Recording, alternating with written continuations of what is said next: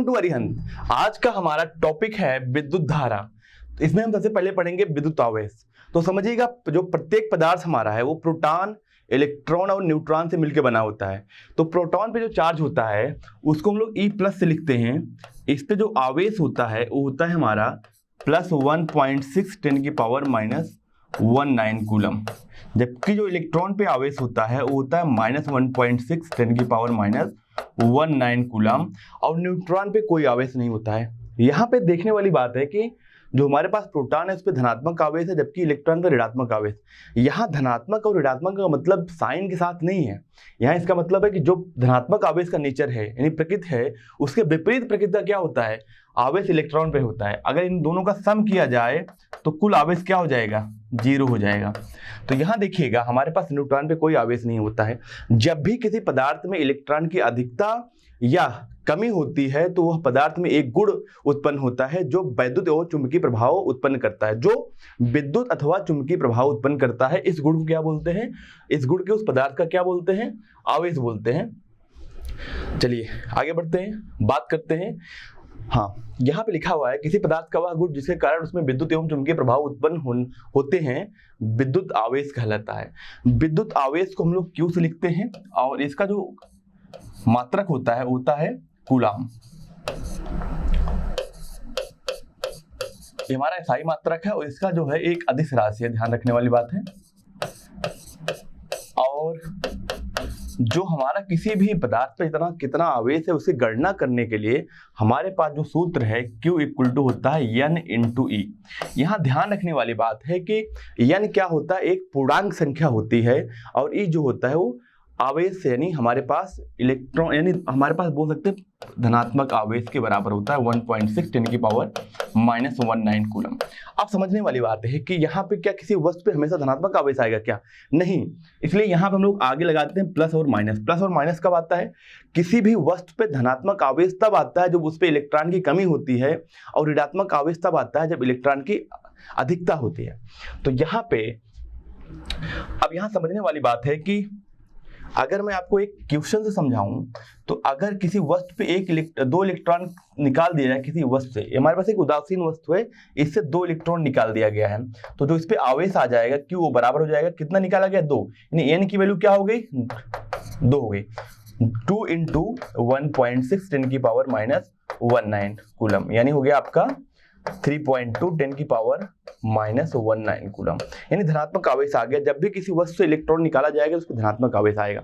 अगर यही एक उदासीन वस्तु पे 2 इलेक्ट्रॉन ला के रख दिया जाता है तो उस पर जो आवेश आता है वो ऋणात्मक आता है, और कितना आता है, इतना, पर ऋणात्मक में आता। चलिए आगे बढ़ते हैं, बात करते हैं। विद्युत आवेश निम्नलिखित 2 प्रकार के होते हैं। हमारे पास एक धनावेश होता है और एक ऋणावेश होता है, जिनके बारे में अभी बात कर चुके हैं। तो धनावेश कब होता है किसी वस्तु पे, जब किसी वस्तु पर या मैं बोलूं किसी पदार्थ पर इलेक्ट्रॉन की क्या हो, कमी हो जाए, तो उस पर क्या हो जाता है, धनावेश आ जाता है। और ऋणावेश कब आता है, जब किसी पदार्थ पे इलेक्ट्रॉन की अधिकता हो जाती है। जैसे अगर मैं उदाहरण की बात करूं तो अगर मैं एबोनाइट की छड़ को फर से रगड़ा जाए तो होता क्या है, एबोनाइट की छड़ पर इलेक्ट्रॉन की अधिकता हो जाती है, यानी एबोनाइट हमारा क्या होता है, ऋणात्मक हो जाता है, क्योंकि क्या हो रहा है कि फर से कुछ इलेक्ट्रॉन एबोनाइट पे आ जा रहे हैं।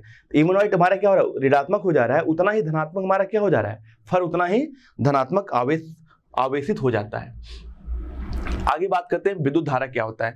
किसी चालक में विद्युत आवेश के प्रवाह की दर को क्या बोलते हैं, विद्युत धारा बोलते हैं। इसको I से प्रदर्शित करते हैं। यह एक अदिश राशि है और इसका जो मात्रक होता है वो होता है एम्पियर। पर ध्यान रखने वाली बात है, मान लेते हैं हमारे पास एक चालक है जिसका क्षेत्रफल क्या A है, इसमें धारा ऐसे बह रही है I, और Q आवेश इसमें बहा है, Q आवेश इसमें या इस परिपथ यानी अगर मैं बोलूँ इस क्षेत्रफल से होके T टाइम में गया है, तो इस पे जो विद्युत धारा आएगी वो आएगी Q/T, यानी आवेश की प्रवाह की समय दर को क्या बोलते हैं, विद्युत आवेश बोलते हैं। और किसी भी वायर में, मान लेते हैं एक वायर में धारा बह रही है, इसको धारा को मापने के लिए जो हमारे पास युक्ति होती है उसको हम लोग बोलते हैं एमीटर। एमीटर से किसी परिपथ में कितना धारा बह रही है उसको हम माप सकते हैं। आगे बात करते हैं। अब देखिएगा यहाँ पे मैंने कहा ना कि इसका जो मात्रक होता है वो एम्पियर होता है, एक फ्रांसीसी वैज्ञानिक के नाम पे रखा गया है। और यहाँ पे एक नोट बिंदु है जिसको देखते हैं, किसी चालक में विद्युत धारा की दिशा उसमें प्रवाहित होने वाले धनावेश की दिशा की तरफ होता है। जैसे अगर मैं बात करूं, मान लेते हैं कि हमारे पास एक चालक है, इसमें धनावेश और ऋणावेश दोनों है, पर हमेशा ध्यान रखिएगा जो हमारा धारा बहती है वो सिर्फ इलेक्ट्रॉन की वजह से बहती है किसी भी चालक में। तो इलेक्ट्रॉन अगर मान लीजिए इधर बह रहा है, इलेक्ट्रॉन हमारा किधर बह रहा है, इधर बह रहा है, तो इसके विपरीत दिशा में क्या होता है, हमारा धारा बहती है। अगर ये धनावेश किसी मान लेते हैं कोई बिलियन है, बिलियन जो हमारे पास धनावेश है, कोई बिलियन मान लेते हैं, उसमें क्या जो धनावेश है ना वो इधर से जिस दिशा में धनावेश बह रहा है उसी दिशा में क्या होगा, उसमें धारा बहेगी। क्योंकि चालक में सिर्फ इलेक्ट्रॉन बहते हैं, तो ध्यान रखने वाली बात है चालक में कभी धनावेश नहीं बहते हैं, हमेशा क्या होंगे, ऋणावेश ही बहेगा, यानी इलेक्ट्रॉन ही बहेगा। तो यानी इलेक्ट्रॉन की विपरीत दिशा में क्या होता है, धारा हमारी बहती है। यहाँ पे एक उदाहरण दिया गया है, उदाहरण को करते हैं। यहाँ पे दिया गया है किसी चालक में प्रवाहित धारा, धारा कितना है हमारा, यहाँ दिया है 2 एम्पियर। एम्पियर था, चालक में उपस्थित आवेश क्या है, कितना आवेश इसमें गया है, 4 कूलम। तो कह रहा है कि कितना टाइम लगा होगा। तो हमारे पास धारा का क्या फार्मूला है, Q/T है। तो यहाँ से T इक्वल टू क्या होगा, Q/I आ जाएगा, यानी हमारा हो जाएगा Q की वैल्यू 4 है, I की वैल्यू 2, यानी हमारा आ गया 2 एम्पियर। यानी हम बोल सकते हैं यहाँ से कि जो इसमें धारा का प्रवाह हुआ है वो क्या हुआ है, 2 एम्पियर, सॉरी यहाँ पे 2 एम्पियर नहीं होना चाहिए, हमें टाइम निकाल रहे हैं ना, 2 सेकंड लगेगा। हम लोग तो यहाँ पे निकाल रहे हैं ना टाइम, कितना समय लग रहा है, तो धारा तो हमें दिया है, आवेश दिया है, तो हमें टाइम ही पूछ रहा है। चलिए आगे बढ़ते हैं, बात करते हैं विद्युत विभव। अब विद्युत विभव होता क्या है, अगर मैं एक डिफिनेशन भी पढ़ लेता हूँ, मैं आपको उसको समझा भी दूंगा, एक एक करके देखते हैं। एकांक धनावेश को अनंत से किसी विद्युत क्षेत्र में स्थित किसी बिंदु तक लाने में किया गया कार्य उस बिंदु पर विद्युत विभव कहलाता है। इसे V से प्रदर्शित करते हैं। अब यहाँ समझिए, मान लेते हैं यहाँ पे एक विद्युत क्षेत्र है, एक आवेश को अनंत से, यानी कि मैं बात करूं Q आवेश को क्या करें, अनंत से इस बिंदु पे लाएं। अब इसको लाने में कितना कार्य करना पड़ा, W कार्य करना पड़ा Q आवेश को। तो इस बिंदु पे जो विभव होगा ना V, वो बराबर होगा इतना आपने कार्य किया है अपान क्या, इस आवेश। अगर हम एकांक आवेश को लाएं, एकांक आवेश अगर Q की वैल्यू क्या हो जाए, 1 हो जाए, तो V बराबर क्या होगा, W। यानी अगर एकांक आवेश को अनंत से किसी बिंदु पे लाने में किया गया कार्य ही हमारा क्या होता है, उस बिंदु पे विद्युत विभव होता है। आइए बात करते हैं। अब यहाँ देखिए विद्युत विभव क्या होगा, हमारे पास जो कार्य होता है उसका मात्रक जूल होता है, और इसका आवेश क्या होता है, कूलम, इसी को बोलते हैं वोल्ट। यानी इसका जो एसआई मात्रक है जूल पर कूलम है, या इसी को बोलते हैं हम लोग वोल्ट। अब देखिए यहाँ पे आगे बढ़ते हैं, बात करते हैं एक उदाहरण की। उदाहरण जो हमारा दिया गया है उसमें लिखा गया है, यदि एक इलेक्ट्रॉन को अनंत से किसी बिंदु तक लाने में किया गया कार्य, अनंत से किसी बिंदु पे लाने में किया गया कार्य क्या है, 64 जूल है। पर किसको लाया गया है, एक इलेक्ट्रॉन को। इलेक्ट्रॉन पे आवेश का परिमाण क्या होता है, हम लोग सिर्फ निकालते हैं, परिमाण भी निकाल ले रहे हैं, क्या होगा 1.6 10⁻⁻19 कूलम। यानी हमारे पास Q की वैल्यू क्या इतना है, कह रहा है उस बिंदु पे विभव क्या होगा, तो V इक्वल टू क्या हो जाएगा, W/Q। W कितना है 64, Q की वैल्यू क्या है यहाँ पे 1.6 10⁻⁻19 कूलम। तो यहाँ से हो जाएगा हमारा जो विभव आएगा वो आ जाएगा 64 10⁻1 प्लस 19 हो गया, ऊपर भी 10 का मल्टीप्लाई करेंगे, नीचे भी 10 का मल्टीप्लाई करेंगे तो हमारा क्या होगा 16 हो जाएगा। यहाँ से 4 आ जाएगा, 16 चौका 64 होता है ना, तो 4 × 10⁻20 क्या हो जाएगा, वोल्ट आ जाएगा। इतना हमारा उस पॉइंट पे विभव होगा। पर यहाँ ध्यान रखिएगा, हमेशा यहाँ पे जब भी वोल्टेज निकालते हैं तो यहाँ पे आवेश को साइन के साथ रखेंगे तो यहाँ पे ऋणात्मक आएगा। बट हम यहाँ से मैग्नीट्यूड पूछ रहा है तो हमने वहाँ बता दिया कितना होगा विभव का मान। आइए बात करते हैं विद्युत विभवांतर क्या होता है। देखिए हमें किसी विद्युत क्षेत्र में एक बिंदु से, मान लेते हैं एक बिंदु हमारा 1 है, एक बिंदु क्या है हमारा 2 है। किसी विद्युत क्षेत्र में एक बिंदु से दूसरे बिंदु पर ले जाने में आवेश यानी Q आवेश को अगर 1 से 2 पे ले जा रहे हैं, इसमें कार्य हमें W करना पड़ रहा है, तो क्या होगा V2 - V1, यानी जो डेल्टा B है विभवांतर वो क्या होगा W/Q के बराबर होगा। यही हमारा क्या हो गया विभवांतर। अब यहाँ समझिए, अगर एकांक आवेश को किसी दो बिंदु से यानी बिंदु 1 से बिंदु 2 पे ले जा रहे हैं तो जो हमारा विभवांतर होगा वो कार्य के बराबर होगा अगर Q की वैल्यू 1 हो जाए। तो यहाँ पे देखते हैं क्या लिखा गया कि धारावाही विद्युत परिपथ में दो बिंदुओं के बीच विद्युत विभवांतर वह कार्य है जो एकांक आवेश को एक बिंदु से दूसरे बिंदु पर ले जाने में किया गया कार्य है। तो यही मैंने आपको यहाँ पे बता दिया है। अब देखिए विभवांतर का मापन जो है वो वोल्ट मीटर से होता है। एक ऐसी डिवाइस होती है, अगर मान लेते हैं हमें किसी परिपथ में किसी प्रतिरोध के में कितना विभवांतर का अंतर है कि निकालना हो, तो यहाँ पे क्या करेंगे, समांतर क्रम में वोल्ट मीटर जोड़ देंगे। वोल्ट मीटर एक ऐसी युक्ति है जो विभवांतर को मापती है। आगे बढ़ते हैं, बात करते हैं। अच्छा हाँ, इसकी भी यूनिट क्या होगी, जूल पर कूलम यानी वोल्ट ही होगी, जूल पर कूलम यानी वोल्ट। सो यहाँ से हमारा ये पार्ट कंप्लीट होता है। आगे बढ़ते हैं, बात करते हैं विद्युत परिपथ तथा विद्युत प्रतिरोध। यहाँ पे हमें आरेख दिखाया गया है, यानी किस तरीके से हम किसी परिपथ को दिखाते हैं। मान लेते हमारे पास एक बल्ब है, ये लगाया गया है एमीटर जो हमारे क्या करता है, धारा को मापता है। एक कुंजी होती है जो ऑफ और ऑन करते हैं, यानी बंद और चालू करते हैं। ये हमारी बैटरी होती है जो कुछ विभवांतर की होगी, कुछ वोल्ट की होगी। अब यहाँ धनात्मक से यानी बड़े वाले से धारा बहती है और छोटे वाली तरफ बहेगी ऐसे। ये हमारे पास क्या बल्ब है, इसको हम लोग इस तरीके से दिखाते हैं, प्रतिरोध की तरह दिखाते हैं। आगे हम पढ़ने वाले हैं प्रतिरोध। तो देखिएगा, विद्युत धारा का प्रवाह को बंद मार्ग में विद्युत परिपथ कहते हैं।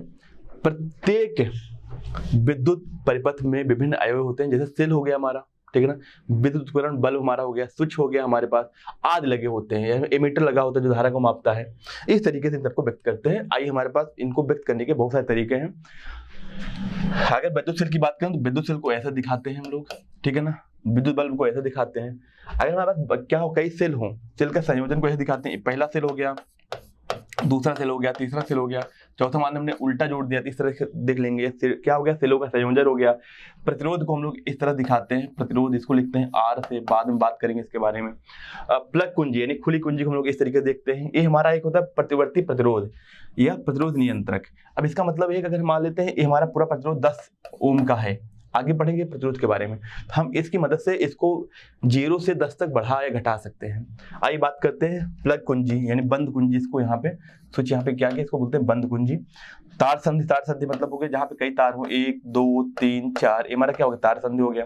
अमीटर, अमीटर हमारा ए, एमीटर हमारा सॉरी यहाँ पे बैक करते हैं, एमीटर हमारा ए हो गया जो क्या धारा को मापता है।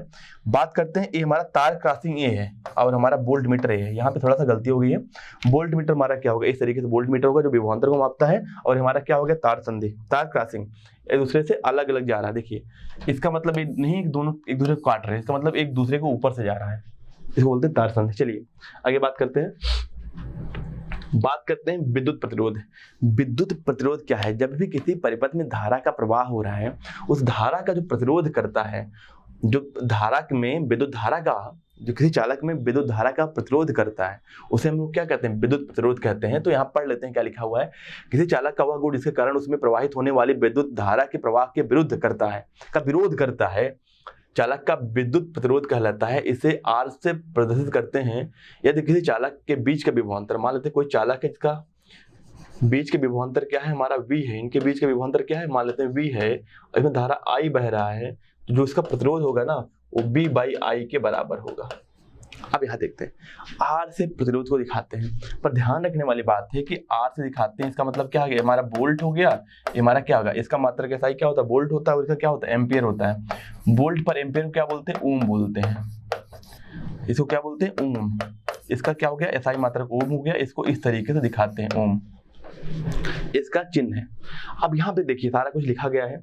अब हमें एक बात समझने वाली ये है कि देखिए यहाँ पे लिखा गया है सिरों के बीच विभवांतर अगर 1 वोल्ट कर दिया जाए और उसमें विद्युत धारा, उसमें विद्युत प्रतिरोध 1 ओम होगा, अगर उसमें विद्युत धारा क्या करिए, अगर I हमारा क्या है 1 एम्पियर हो जाए, अगर किसी चालक में धारा जो है 1 एम्पियर हो जाए और इनके बीच के विभवांतर भी क्या हो 1 वोल्ट हो, तो जो हमारा होगा ना, जो हमारा R आ जाएगा वो भी क्या आ जाएगा 1 ओम आ जाएगा। पर एक चीज और है, अगर मैं दूसरे शब्द में बोलूं कि अगर विभवांतर हमारा क्या हो 1 वोल्ट हो जाए तो उसका जो प्रतिरोध होगा उसमें बहने वाली धारा के बराबर हो जाएगा।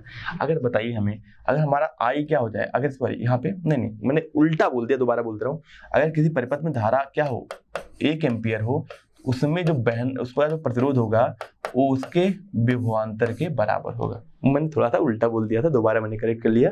आइए आगे बढ़ते हैं, बात करते हैं सबसे बड़ा प्रतिरोध को मेगा ओम। मेगा ओम मतलब होता है कि 10 की घात 6 ओम के बराबर, और एक होता है माइक्रो ओम, माइक्रो ओम मतलब 10 की पावर -6 ओम। चलिए आगे बढ़ते हैं, बात करते हैं एक उदाहरण की। अब ऐसे उदाहरण हमारे एग्जाम में आते हैं, एक बार देखते हैं क्या लिखा गया है। यदि एक परिपथ में का विभवांतर प्रवाहित धारा का 2 गुना हो, विभवांतर जो मान लेते हैं उसमें धारा का प्रवाह क्या I हो रहा है, पर उसको जो विभवांतर है ना वो क्या है V, या इसको डेल्टा V या V से लिखो, ये हमारा दिया है धारा के 2 गुने के बराबर है, तो उसका प्रतिरोध क्या होगा। तो हमें देखा है प्रतिरोध हमारा R इक्वल टू क्या होता है V/I होता है, तो V की वैल्यू क्या है 2I है और धारा I है हमारा, ये तो हमारा कैंसिल हो गया, क्या हो गया R हमारा आ गया 2 ओम के बराबर। आइए बात करते हैं आगे। यहाँ पे दिया गया है प्रतिरोध में प्रयुक्त होने वाले पद। तो अब देखिए, अब जो हमारा प्रतिरोध होता है ना उसमें भी 2 तरीके के प्रतिरोध होते हैं। एक हमारा होता है प्रतिरोधकता या रजिस्टर बोलते हैं, इसका मतलब है कि वो हमारा वह अवयव जो किसी विद्युत परिपथ में धारा के प्रवाह को रोकता है। ठीक है, मान लेते किसी परिपथ में एक प्रतिरोध लगा हुआ जिसका वैल्यू क्या है 10 ओम है, तो हमेशा वो 10 ओम रहेगा। पर दूसरा एक हमारा है प्रतिवर्ती प्रतिरोध, ये भी क्या करता है, ये भी धारा का अपोज करता है, यानी धारा का प्रतिरोध करता है, पर ये क्या होता है इसको वेरिएबल होता है, यानी इसको हम घटा बढ़ा सकते हैं।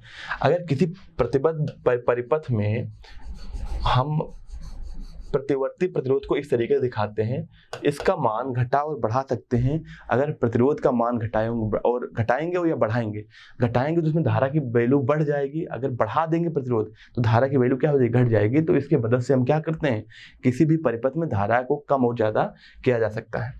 आगे बढ़ते हैं, बात करते हैं चालक, अचालक और अर्धचालक के बारे में।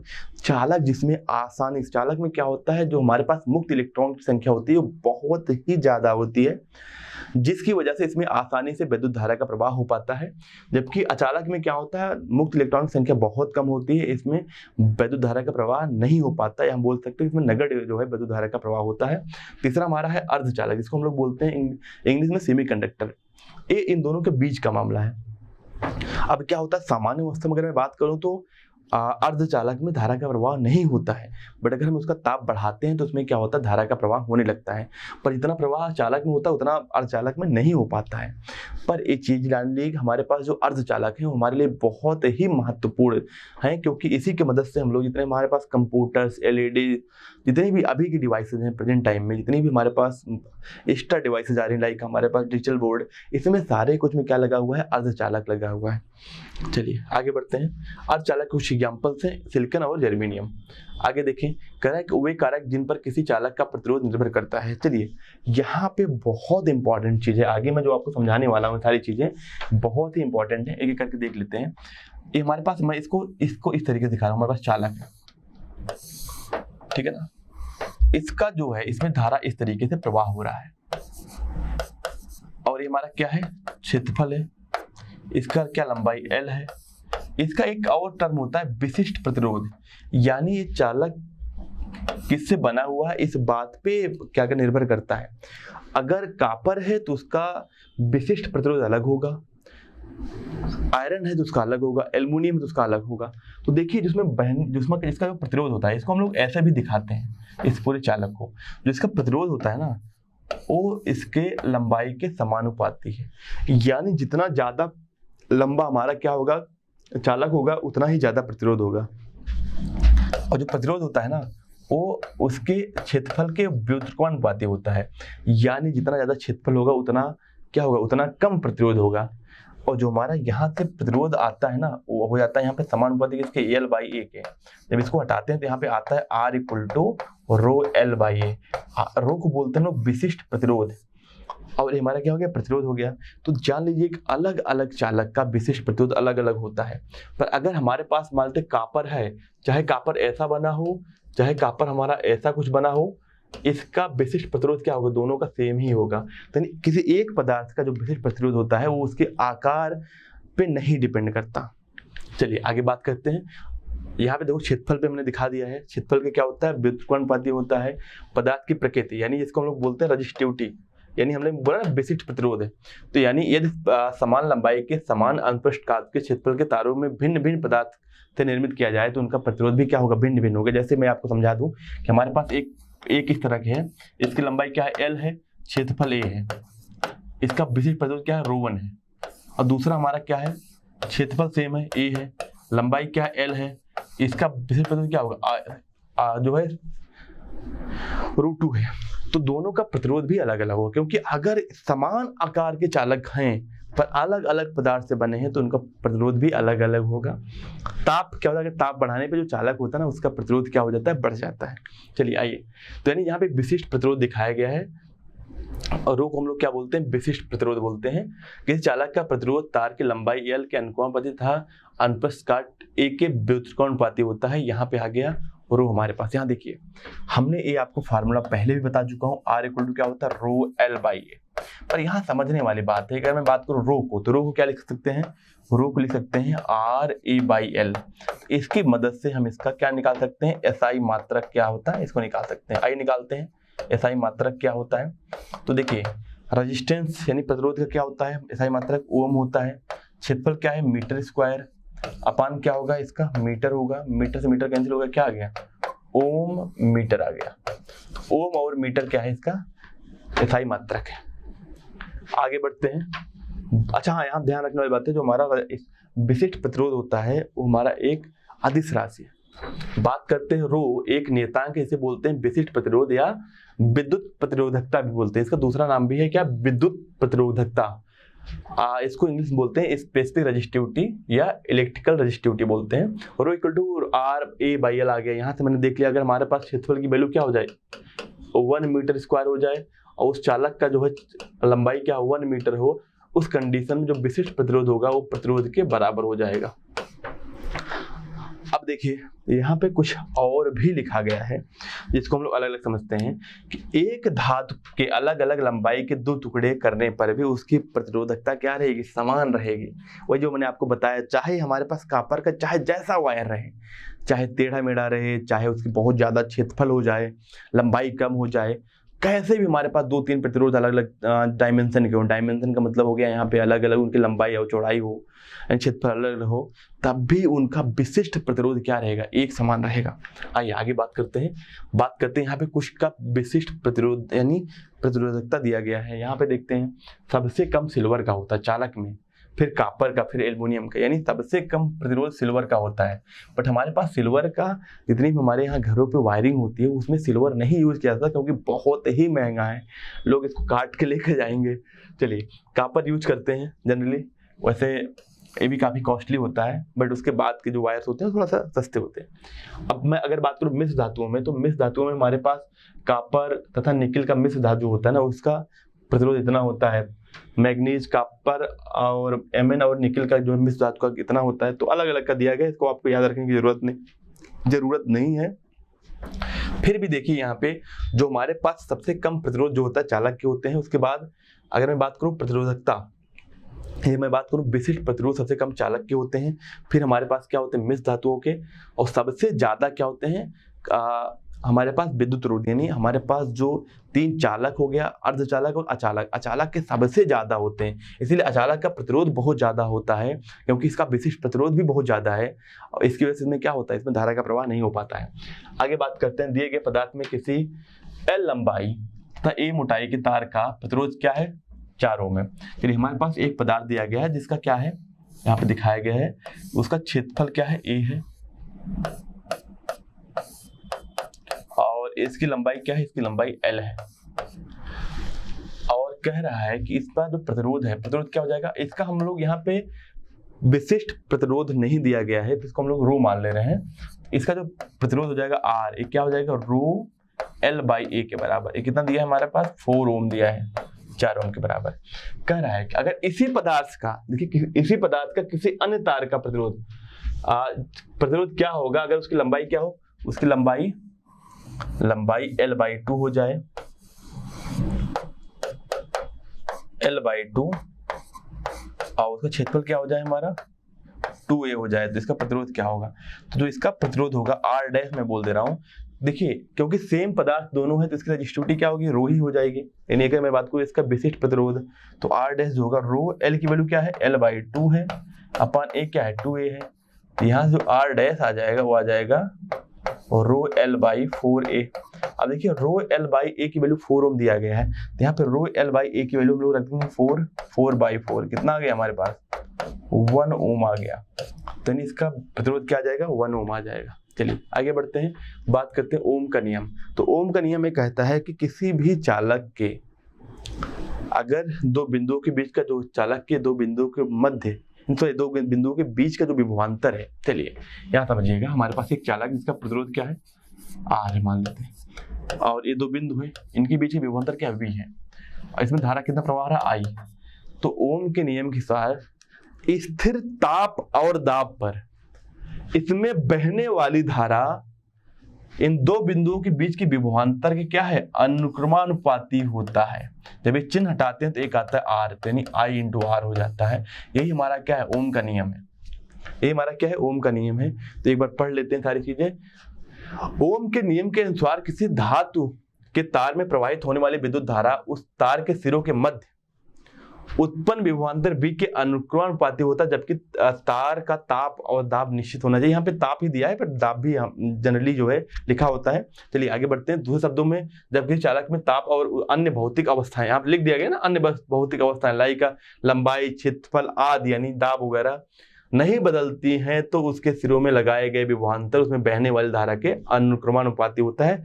सारी चीज दी गई है। आर हमारा क्या नियतांक होता है, जिसको हम लोग बोलते हैं उस चालक का विद्युत प्रतिरोध, जिसका मान चालक के पदार्थ, ताप और क्षेत्रफल आदि पर डिपेंड करता है, आदि पर निर्भर करता है। हमने देखा है आर हमारा क्या होता है, आर इक्वल टू होता है रो एल बाई ए, लंबाई रो एल बाई ए, लंबाई, क्षेत्रफल और उस पदार्थ के गुण पर निर्भर करता है वो किससे बना हुआ है। आइए आगे बात करते हैं ओम के नियम का सत्यापन। ओम के नियम का सत्यापन कैसे किया गया है, अगर आपसे पूछा जाए कि ओम के नियम का सत्यापन कैसे करेंगे, तो यहाँ देखिए हमारे पास क्या आ रहा है, हमारे पास V equal to I R आ रहा है ना। अगर मैं यहाँ पे बात करूं तो अगर मैं I बाई V करूं तो क्या हो जाएगा हमारे पास, यहाँ देखिए अगर मैं I और बाई V कर दूं तो क्या हो जाएगा, यहाँ पे 1 बाई आर आ जाएगा, आएगा कि नहीं आएगा। अगर मैं धारा और विभवांतर के बीच ग्राफ खींचूं तो जो ग्राफ आना चाहिए वो आर जो आना चाहिए ना, वो हमारा क्या होना चाहिए, बी बाई आई के बराबर होना चाहिए। पर यहाँ पे देखिए R equal to B by I, पर हमें यहाँ पे ये दिया गया है ना आई बाई बी। तो देखिए क्या करेंगे, हमारे पास एक बैटरी है, इसमें कुंजी लगा के हमने एक एमीटर लगा दिया। अब इसमें क्या किया, प्रतिरोध है, वोल्ट मीटर लगा दिया। ये क्या करेगा, विभवांतर मापेगा और इसमें धारा ये मापेगा। तो यहाँ बैटरी बदल बदल के, यानी विभवांतर बदल बदल कर देखेंगे धारा कैसे बदल रही है। तो यहाँ पे क्या करेंगे, धारा क्योंकि V इक्वल टू क्या होता है आई आर होता है, तो यहाँ पे लिख सकते हैं कि V by I equal to क्या लिख सकते हैं आर, यानी इसमें जो विभवांतर और धारा इनके जो अनुपात है इनको बार बार निकाल के देखेंगे जो आर की वैल्यू आ रही है वो क्या रही है, कंटिन्यूअस आ रही है कि नहीं, एक सीधी रेखा में आ रही है कि नहीं। इस विधि से हम क्या करेंगे, इससे सत्यापन कर लेंगे। आइए बात करते हैं श्रेणी संयोजन क्या होता है। देखिए हम लोग जो हमारे पास प्रतिरोध हैं उनको 2-3 तरीके से जोड़ सकते हैं। बैटरी के साथ श्रेणी क्रम में जोड़ सकते हैं। श्रेणी क्रम का मतलब है कि जो बैटरी से धारा निकल रही है वो सभी प्रतिरोध में सेम धारा यानी एक ही धारा जाएगी, क्योंकि हमारे पास क्या रास्ता तो एक ही है, यहाँ से आई निकल गया। इस संयोजन को क्या बोलते हैं, श्रेणी क्रम बोलते हैं। तो ध्यान रखने वाली बात है कि श्रेणी क्रम का मतलब क्या हो गया कि जब जो बैटरी से धारा निकल रही है वही सारे प्रतिरोध में धारा जाएगी। तो क्या होगा हमारा, यानी सारे प्रतिरोध में सेम जो है धारा जा रही है। तो इस क्रम को क्या बोलेंगे, श्रेणी क्रम संयोजन। अब देखिए इनका समतुल्य प्रतिरोध निकालना होगा तो क्या करेंगे, इन तीनों को मान लेते हैं। जो समतुल्य प्रतिरोध हो गया क्या हो गया, इसको मैं बोलता हूँ आर इक्विवेलेंट यानी समतुल्य प्रतिरोध। कुल मिलाकर तीनों का प्रतिरोध जो हो गया, मैंने आर इक्विवेलेंट लिख दिया। कितने से जोड़ा गया है, 20 वोल्ट की बैटरी से जोड़ा गया है। चलिए तो बताइए जो धारा आएगी आई, इसमें भी सेम धारा बहेगी। तो जो अगर मैं बात करूं इसके बिंदु के क्रॉस विभवांतर कितना V ही है, तो यहाँ लिखेंगे ना V इक्वल टू क्या हो जाएगा I इंटू आर समतुल्य। ठीक है। अब यहाँ देखिए, यहाँ पे अगर मैं बात करूं तो अगर 20 वोल्ट का बैटरी है तो यहाँ पे जो विभवांतर होगा वो V1 होगा, इसमें कुछ विभवांतर खर्च होगा, इसमें V2, इसमें क्या होगा V3। तो ध्यान रखने वाली बात है जो कुल विभवांतर बैटरी का है वो विभवांतर किसमें, पहले प्रतिरोध, दूसरे प्रतिरोध, तीसरे प्रतिरोध में कंज्यूम होगा। V1 V2 प्लस V3 ये विभवांतर इसके जो है दो बिंदुओं के बीच का विभवांतर प्लस इसके दो बिंदुओं के बीच का विभवांतर प्लस इसके दो बिंदुओं के बीच का विभवांतर क्या होगा, ये बैटरी के विभवांतर के बराबर होगा। तो V इक्वल टू क्या लिखेंगे, I into R equivalent equal to क्या होगा, V1 क्या होगा हमारा I into R1 plus I into R2 plus I into R3। तो यहाँ से हम लोग लिख सकते हैं I से I कट जाएगा यानी I इंटू आर इक्विवेलेंट क्या होगा, इन सब में I कॉमन ले लेंगे तो क्या बचेगा हमारे पास R1 plus R2 plus R3। यहाँ से तो हमारा कट गया, यहाँ पे R इक्विवेलेंट जो आया है वो आ गया है R1 plus R2 plus R3, यानी जो कुल प्रतिरोध आएगा वो तीनों प्रतिरोध के सम में आ जाएगा। ये होता है श्रेणी क्रम में समतुल्य प्रतिरोध की गणना करने का हमारे पास सूत्र आ गया। आगे बढ़ते हैं, हमारे पास एक उदाहरण दिया गया है। तीनों किसमें, तीनों हमारे पास श्रेणी क्रम में, क्योंकि जिस जगह इसमें धारा I बह रही है इसमें भी धारा क्या होगी, I ही बहेगी। तीनों में धारा सेम होगा तो समतुल्य प्रतिरोध क्या हो जाएगा। पहला प्रतिरोध कितना है 10 ओम है, दूसरा कितना हमारा 6 ओम है, तीसरा कितना हमारा है 4 ओम है। सबका जोड़ेंगे तो कितना हो जाएगा 20 ओम हो जाएगा। इनका समतुल्य प्रतिरोध कितना आ गया 20 ओम आ गया। आगे बढ़ते हैं, बात करते हैं। ये हमारे पास एक क्वेश्चन दिया गया है, इसको समझ लेते हैं।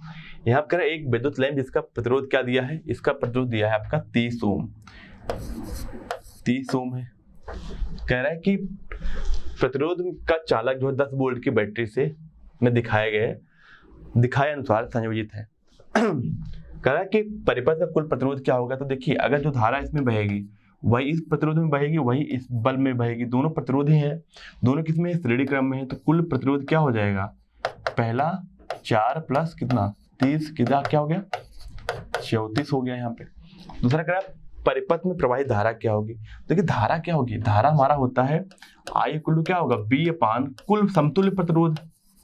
V कितना दिया 10 दिया, समतुल्य प्रतिरोध क्या 34 है, यानी क्या हो गया 5/17 एम्पियर। ये हमारे पास आ गया। तीसरा हमारा कह रहा है कि विद्युत लैंप और चालक के सिरों के बीच का विभवांतर क्या होगा। तो देखिए I हमारे पास आ गया, आई हमें पूछ पता चल गया। इसके क्रॉस जो विभवांतर होगा V1 कितना हो जाएगा, I की वैल्यू क्या है 5/17 इंटू 4, यानी कितना हो गया 20/17 वोल्ट। अगर हमसे पूछा बल्ब के क्रॉस विभवांतर कितना हो गया, तो यहाँ अगर बल्ब के क्रॉस बोलता हूँ V2 क्या होगा हमारा, इसमें बहने वाली धारा और इसका प्रतिरोध I कितना है हमारा, I हमने निकाला है 5/17, अब प्रतिरोध कितना है 30, कितना आ गया इसके बीच के विभवांतर 150/17 वोल्ट। ये हमारे पास इसके क्रॉस विभवांतर आ गया। आगे बढ़ते हैं, बात करते हैं अपने समांतर या पार्श्वक्रम संयोजन। समांतर में क्रम में क्या होता है, जो हमारे घर में वायरिंग होती है वो समांतर क्रम में ही होती है, क्योंकि जितने भी हमारे पास डिवाइस या बल्ब वगैरह लगे होते हैं सबको 220 का विभवांतर चाहिए, तो उसके लिए क्या होना चाहिए समांतर क्रम में होना चाहिए। यानी सबके इस प्रतिरोध और इस प्रतिरोध सबके बिंदु हमारे पास, ये दोनों बिंदु इनके बीच का प्रतिरोध जो है विभवांतर सबके क्या है सेम है, किसके बराबर है बैटरी के बराबर है। तो जब विभवांतर सेम होगा तो अगर मैं बोलता हूँ धारा जो है बैटरी से I निकल रहा है तो अलग अलग प्रतिरोध में R1 प्रतिरोध में I1 धारा जाएगी, R2 में I2 जाएगी, R3 में I3 जाएगी। तो यहाँ जो कुल धारा बैटरी से निकल रही है वो क्या होगी, जो सब में धारा जा रही है उन सबके जोड़ के बराबर होगा, ऐसे होगा। अगर मैं बोलता हूँ इनका जो समतुल्य प्रतिरोध है क्या है वो R इक्विवेलेंट हो जाएगा। R इक्विवेलेंट मतलब क्या हुआ, समतुल्य प्रतिरोध कितने वोल्ट की बैटरी से 20 वोल्ट की बैटरी से लगा हुआ है, धारा कितनी बह रही I बैटरी से जा रही है। तो यहाँ हम लिख सकते हैं क्या V इक्वल लिख सकते हैं IR इक्विवेलेंट। अब यहाँ समझने वाली बात है कि जिसमें I होगा ना, इसमें I जो बह रहा है I क्या होगा हमारा V/R इक्विवेलेंट। अब मुझे बताइए इसके यहाँ भी विभवांतर कितना होगा V का होगा, यहाँ भी विभवांतर क्या होगा V का होगा, यहाँ भी विभवांतर क्या होगा V का होगा। तो एक चीज है कि श्रेणी क्रम में हमने देखा था कि उसमें धारा सेम होती है, जबकि क्या होता है समांतर क्रम में सबके के क्रॉस क्या होता है विभवांतर सेम होता है। तो यहाँ से मैं लिख सकता हूँ I को क्या लिखूंगा, I को लिखूंगा V/R इक्विवेलेंट। I1 क्या हो जाएगा हमारा, यहाँ पे लिखेंगे ना, यहाँ I1 जा रहा है इसमें विभवांतर किसके बराबर होगा B इक्वल हो जाएगा I1 इंटू R1। तो यानी I1 क्या हो जाएगा B/R1, I2 क्या होगा B/R2 और I3 क्या होगा B/R3। तो यहाँ से जो हमारा 1/R इक्विवेलेंट आ जाएगा वो आ जाएगा B से हर जगह कट जाएगा तो 1/R1 plus 1/R2 plus 1/R3। ये हमारे पास क्या हो जाएगा, ये हमारे पास आ जाएगा समतुल्य प्रतिरोध समांतर क्रम में। अब बात करते हैं आगे मिश्रित क्रम क्या होता है। ऐसे हमारे पास जो है ऐसे प्रतिरोध लगाए जाएं जिसमें हमारा श्रेणी क्रम के साथ साथ समांतर क्रम भी हो, दोनों मिक्स हो, यानी कुछ हमारे उसमें प्रतिरोध समांतर क्रम में हो कुछ श्रेणी क्रम में हो, उसको बोलते हैं मिक्स क्रम संयोजन। अब देखिए इसमें कुछ उदाहरण है मिश्र क्रम संयोजन के, तो उदाहरण कर लेते हैं। यहाँ पे हमारे पास पहला उदाहरण दिया गया है। यहाँ पे कह रहा है कि दिए गए परिपथ में R1 R2 R3 and R4 equal to क्या दिया, R1 R2 R3 and R4 equal to क्या दिया, 3 ओम। सब हमारे 3 ओम के दिए गए हैं। तो हमें निकालना है परिपथ का तुल्य प्रतिरोध क्या होगा। तो अब यहाँ देखने वाली बात है कि अगर मैं बोलता हूँ इसमें धारा, यहाँ से धारा I बह रही है, I इसमें जाएगी, पर यहाँ I बदल जाएगी, कुछ इसमें जाएगी कुछ इसमें जाएगी। इन दोनों प्रतिरोध में सेम धारा जाएगी, एक ही धारा जाएगी। ये दोनों किसमें हो गए, श्रेणी क्रम में हो गए।